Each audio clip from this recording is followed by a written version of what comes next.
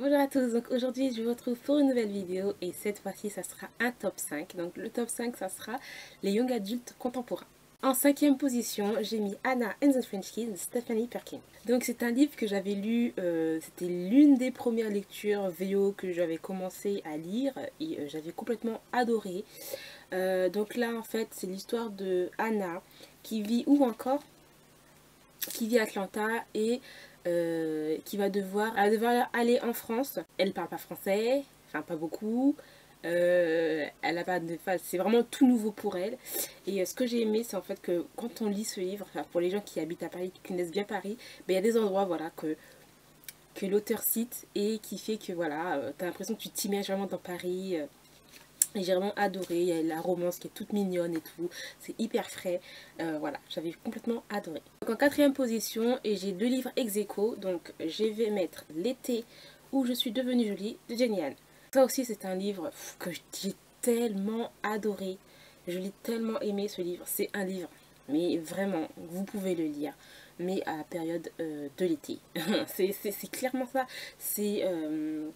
donc en fait c'est l'histoire de Bélier qui passe toutes ses étés depuis l'enfance en fait sur une maison au bord de plage avec deux frères qui sont ses amis et les années passent et là elle a grandi et ces deux garçons, ces deux meilleurs amis là eh ben, vont se rendre compte de sa beauté on va dire et il va y avoir toute une histoire d'amour super jolie et vraiment franchement magnifique.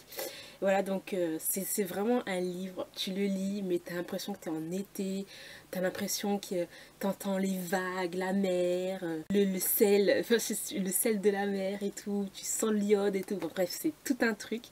Et vraiment, vraiment super.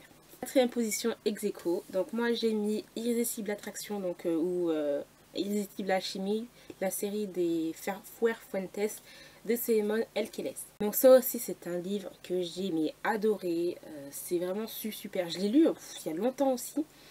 Et c'est l'histoire en fait de deux frères, je sais pas si c'est portoricain ou espagnol. Et ces trois frères-là vont avoir chacun leur histoire d'amour, mais comment dire, ces frères-là, ils sont, on va dire, dans des gangs, dans la drogue, etc. Et on va suivre tout ça avec l'histoire des filles aussi, qui vont rencontrer. Et c'est vraiment, c'est tellement bien. J'avais adoré le tome 1. Personnellement, moi, le tome 2, je l'ai beaucoup plus apprécié. Le tome 3, un peu moins. Mais voilà, c'est vraiment une superbe série. Donc en troisième position, j'ai mis Fangirl de Rainbow Rowell. Donc ça aussi c'est une lecture que j'ai adorée. Je me suis retrouvée en fait, c'est l'histoire en fait de deux sœurs qui font tout ensemble et ils vont devoir aller à l'université en fait. L'une des sœurs, enfin ils sont sœurs jumelles, hein, et l'une des sœurs, ben, elle veut ben, voilà, rencontrer d'autres personnes, voilà, savoir comment la vie de universitaire se passe et tout, veut découvrir beaucoup de choses. Et l'autre qui est Cathy, elle veut rester toujours dans le même truc. Donc elle écrit des fanfictions sur un livre qui nous fait penser à Harry Potter, hein. Voilà. Et elle écrit des fanfictions, MM et tout, bref, quand j'avais lu ce livre, je me suis dit mais c'est trop moi. Franchement, avant j'étais comme ça, je lisais énormément de fanfictions sur Twilight. Et voilà, j'ai adoré, c'est vraiment trop bien. J'ai aussi aimé l'histoire d'amour qui se fait petit à petit entre certains personnages et tout.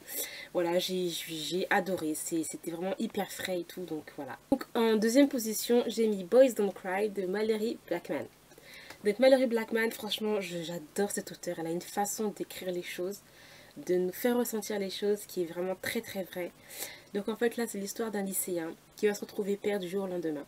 Et par rapport à ça, ben, il va falloir s'adapter, etc. Et moi, j'ai tellement aimé. C'était tellement vrai ce qu'elle a écrit. Il y avait de la tendresse. C'est vraiment très émouvant en fait. Donc voilà, j'essaye de lire tous les livres de cette auteure parce qu'elle a vraiment une façon de dire les choses, c'est vrai et tout.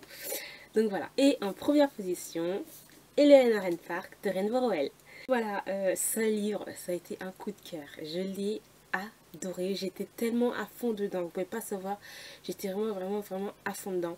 Donc en fait cette histoire se passe en 1986 et c'est l'histoire en fait de Eleanor qui est rousse, grosse et qui s'habille très mal parce qu'elle n'a pas d'argent en fait. Sa famille est très pauvre on va dire.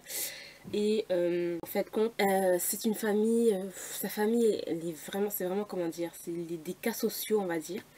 Voilà, c'est des cas sociaux et Eleanor a rencontré Park qui est sud-coréen et Park qui est à fond dans les comiques, dans les musiques, etc. Et par rapport à ça, ben, ces deux-là, ils vont se rencontrer. Et ça va être magnifique. Voilà, c'est magnifique. Moi, j'ai adoré. C'est vraiment un livre à lire. Il y a beaucoup de choses. Parce qu'à l'extérieur, quand on lit et quand on cherche pas, enfin, il faut bien chercher en fait pour vraiment comprendre tout ce que l'auteur veut nous dire. Parce qu'il y a vraiment de très bons, des très belles choses à nous raconter. Et c'est vraiment très beau, une histoire de musique, une histoire d'amour. C'est vraiment aussi, il y a un côté qui est très sombre aussi. Et voilà, donc je vous le recommande à 100%. Donc voilà, j'ai terminé pour mon top 5 des young adultes contemporains. Dites-moi si vous avez le même avis que moi, s'il y a d'autres livres young adultes contemporains que vous aimeriez mettre plus dans votre top 5. En tous les cas, moi je vous laisse, je vous dis à très bientôt. Merci d'avoir regardé cette vidéo. Bye!